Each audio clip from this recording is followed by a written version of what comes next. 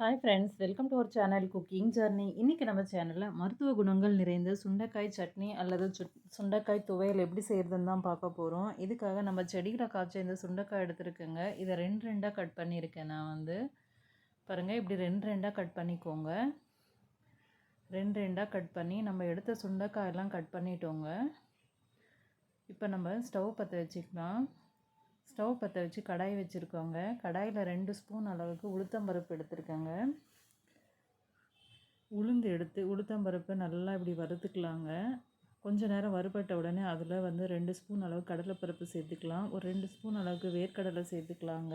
உங்கள் காரத்துக்கு தகுந்த மாதிரி வரமிளகாய் சேர்த்துக்கோங்க. அதுக்கு 1 ஸ்பூன் அளவுக்கு ஜீரகம் சேர்த்துக்கலாங்க. ஜீரகத்தையும் சேர்த்து நல்லா வறுத்துக்கலாம். லோ ஃப்ளேமில் வச்சு நல்லா வறுத்துக்கோங்க பொன்னிறமாக. இதுக்கு கொஞ்சமாக கருவேப்பிலை சேர்த்துக்கலாங்க. கருவேப்பிலை சேர்க்கும்போது மணமாகவும் இருக்கும், ரொம்ப சுவையாகவும் இருக்குங்க. இப்போ வறுபட்டுடுச்சிங்க. இந்த வறுபட்ட இதை உளுத்தம்பருப்பு கடலைப்பருப்பு இதெல்லாம் ஒரு தட்டில் மாற்றிக்கலாங்க. சூடு ஆறட்டும். இப்போ ஸ்டவ் பற்ற வச்சுக்கோங்க. ஸ்டவ் பற்ற வச்சு ஒரு கடாயை வச்சு திரும்ப 2 ஸ்பூன் எண்ணெய் சேர்த்துருக்கேங்க. எண்ணெய் சேர்த்து ஒரு 10 பல் அளவுக்கு பூண்டு சேர்த்துருக்குங்க. பூண்டு கொஞ்சம் நல்லா வறுபடட்டும். இந்த நேரத்தில் நம்ம கட் பண்ணி வச்ச சுண்டைக்காயை சேர்த்துக்கலாங்க. சுண்டைக்காய் கொஞ்சம் கருப்பாக இருக்கும். கட் பண்ணி வச்சுட்டா இந்த மாதிரி கருப்பாகிடுங்க. கருப்பானாலும் பரவாயில்ல, அது ஒன்றுமே ஆகாது. பாருங்கள், சுண்டைக்காய் விதையோடு சாப்பிடும்போது கசப்பாக இருக்கும்னு நினைப்பீங்க. இல்லைங்க, கசப்புன்றதே இருக்காது, ரொம்பவே நல்லாயிருக்கும். இந்த மாதிரி நல்லா வதக்கி அரைக்கும்போது நமக்கு கசப்பு தன்மைன்றது கொஞ்சம் கூட இருக்காது. நீங்கள் இந்த முறை சுண்டைக்காய் நீங்கள் வாங்கினப்போ இந்த மாதிரி ட்ரை பண்ணி பாருங்கள். வாரத்துக்கு 2 முறை இந்த சுண்டைக்காய் சாப்பிட்றதால உடம்புக்கு ரொம்பவே நல்லதுங்க. குழந்தைங்களுக்கும் செஞ்சு கொடுத்தீங்கன்னா அவங்களுக்கு தெரியவே தெரியாது இந்த சுண்டைக்காய் சட்னின்னு. ரொம்ப சுவையாக இருக்கும், சாப்பிடுவாங்க. இட்லி தோசைக்கும் சாப்பிட்லாம். இப்போ பாருங்கள், சுண்டைக்காய் நல்லா வதங்கிடுச்சிங்க.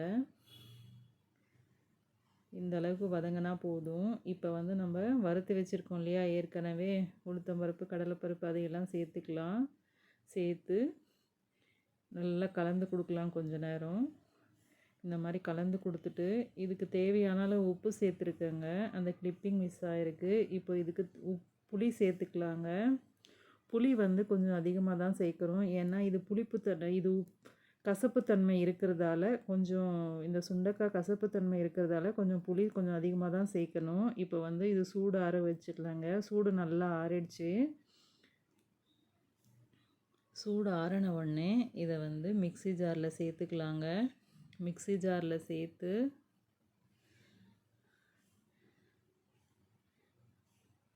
மூடி போட்டு, இது தண்ணி சேர்க்காதீங்க ஃபஸ்ட்டு. இதை கொஞ்சம் பல்ஸ் மூடில் வச்சு அரைச்சி எடுத்துக்கலாம்.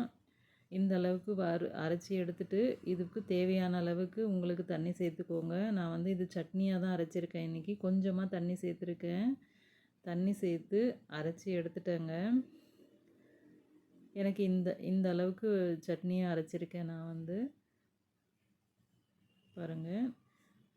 இப்போ நம்ம சட்னி ரெடி ஆகிடுச்சுங்க. தாளிப்பு சேர்த்துக்கலாம். இப்போ தாளிப்பு கரண்டி ஸ்டவ் பற்ற வச்சு தாளிப்பு கரண்டி வச்சு எண்ணெய் சேர்த்துருக்கேங்க. அதனுடைய 1 ஸ்பூன் அளவு கடுகு சேர்த்துருக்கேன். கருவேப்பிலையும் சேர்த்துட்டேங்க. கருவேப்பிலை சேர்த்து நல்லா பொரிஞ்சு வந்திருக்கு. இப்போ நம்ம சட்னியில் சேர்த்துக்கலாம். சட்னியில் சேர்த்து நல்லா கலந்துடலாம்.